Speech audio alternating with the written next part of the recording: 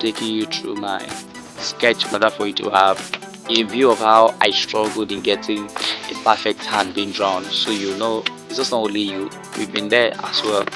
So in order for you to get this hand drawn, there are some basic things you need to know. You just have to know it, that's the truth.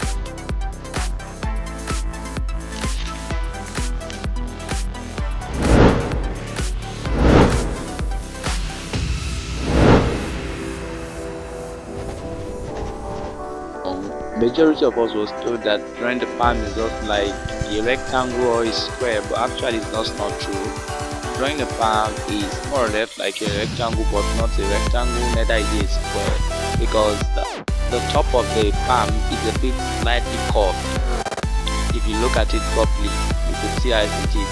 This is how your palm should look like. It's not a straight line. I don't know if you understand. Good. Now move to the next one, the finger. In order for you to be able to draw the finger properly, you need to be able to identify the joint, and the best way to be able to identify the joint is how to draw them in cylindrical form. Like you have the base cylinder as I've drawn, then we have an upper cylinder. Take note, the more as the end goes up, it becomes thinner and smaller. Yeah, so the head is just like a cup. Put it on its stand. Everywhere near the cylinder meets are just going to be our joints. That is how you can get a perfect hand being drawn.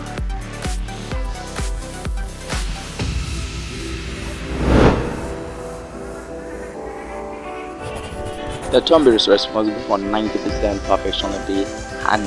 So first of all, we draw a base cylinder for the thumb, then another cylinder that is slightly curved, then we add the tip of the thumb to it, slightly curved at the same time, because we are trying to figure out the joint of the thumb.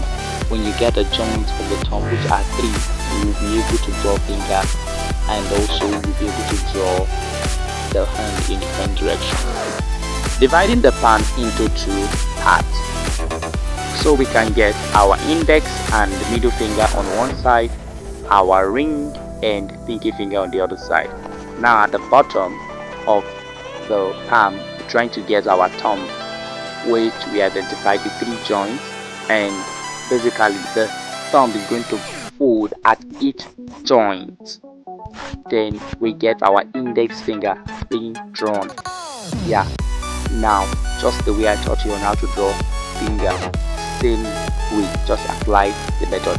Then you notice something, all the fingers are not equal. Take note of that, especially it's going to help us a lot due to this slant line we have brought out for the palm.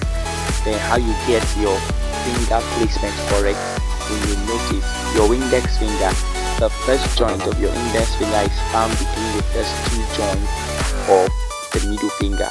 Likewise for the ring finger, and then the pinky finger, when you look at it, the joint of the pinky finger is found between the first 2 joints of the ring finger.